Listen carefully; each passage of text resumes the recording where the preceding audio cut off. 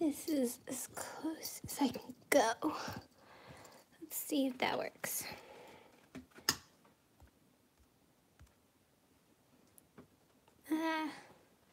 Still kind of far away. Sorry, guys. I can't seem to get the focus right. I don't know. Let's see if I can move it up a little bit. I think that helps. Maybe. So, hi everyone. It's Lisa and I'm back today with this page. Day 4, I believe. So, what I did is, if you go back and watch the video where I created this little coloring book, DIY coloring book, I had already done the background for this page. That's why it goes above here. Well, I wasn't sure what to put on top. So I ended up, I thought about it all day, and I ended up die cutting this stamped image from Brutus Monroe. Let me see, I think I have it right here. The rustic balcony. And I stamped it onto that die cut image with some VersaFine Onyx Black ink. And then I took the Distress Collage medium and the matte and glued it down. And then I also covered the entire background with it as well. So now I'm using my Pitt pens to color it in, which the fun thing about the Pitt pens on that Distress Collage medium is that I can color over it, and for a minute you can kind of blend it and then it stops. You can't move it anymore. So I've kind of decided to go with fun colors for this. Surprise, because it's already on such a fun background. I felt like going with grays and browns would be kind of boring. So we're gonna go ahead, color it with some fun colors, aka it's gonna be a purple building. It's gonna be a purple little rustic balcony, which I think will be kind of adorable. I was really worried about this one because I had no idea. I liked the background so much that I didn't want to ruin it, but I'm hoping this will make it look really cool. So we're adding some darker color here, and let me do one quick thing. There we go. So if anybody is out there, it looks like somebody is. Are you joining the challenge? So it's okay if you don't want to talk. That's fine too. Actually, doing these YouTube lives has been more helpful to me than anything because it actually keeps me going and doing it. And so far, I've really liked everything I've created. It's been a lot of fun. I think the one from a couple days ago with the, what's it called? The glitter, it was really cool, and I plan to do some cards in that same technique. So it has been helpful and inspiring. I think that's gonna be the coolest thing about having this little book. At the end is I can look back at it and be like, oh, I should create blah, blah, blah. So I put that lavender color down first, and now I'm adding some shading with this darker purple. So it's gonna, and as you can see, I'm just using my finger to flick the color out. There we go. Yesterday I tried a Instagram live, which I liked because I feel like I could actually get the right, like it wasn't blurry. I feel like this is blurry. I feel like I need to have the stuff about right here, which is 6 inches away from the camera. I can't quite get it to focus the way I'd like, so I might have to switch over to Instagram Lives for the rest of this. So we'll see.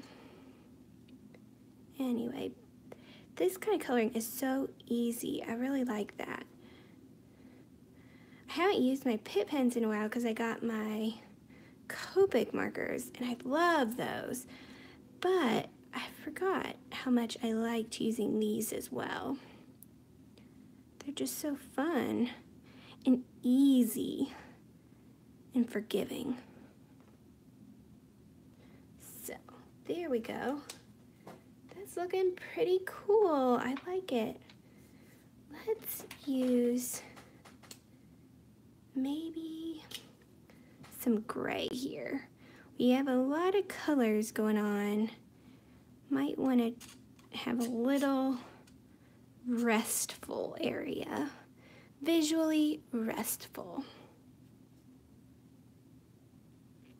So, adding some gray in there, and I think I'll go ahead and add the gray around the window frame. Then it'll kind of look like the windows in that area are painted in off-white once we're finished. One of my favorite color combinations is purple and green, so I might end up making these parts green. Well, I say that, but I also have these bushes that need to be green. I have all of the Pitt pens except for the white, which I need to get the white, but I just picked out a few colors because I didn't want to have to worry about freaking out which color am I going to pick.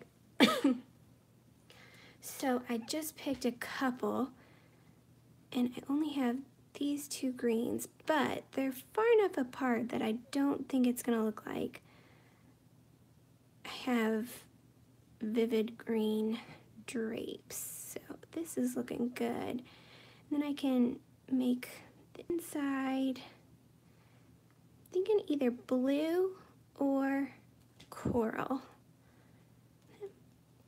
About done.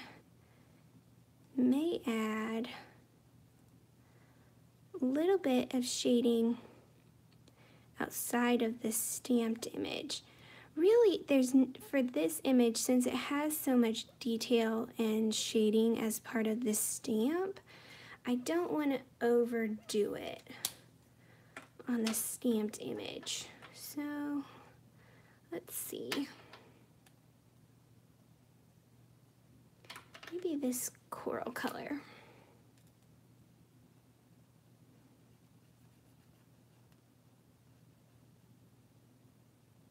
There we go. Easy peasy lemon squeezy. I may add another coat of the, whatever this color is called, light phthalo green, once that one dries. And I do think I will add some shading. There we go. It'll make that pop up from the page just a little bit.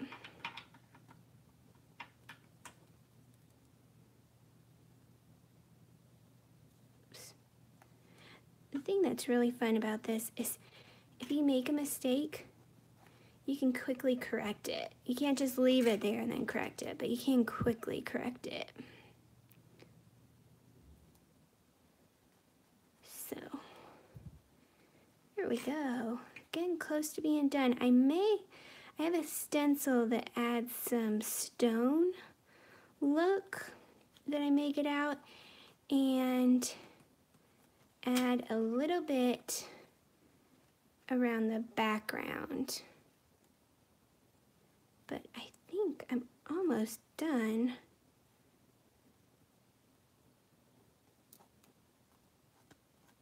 There we go. That does kind of pop it off the page a little bit. Add another layer this color.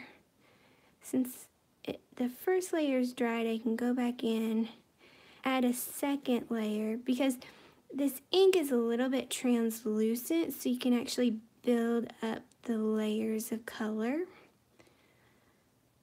So this will still be very vibrant, but it'll be more intense of a color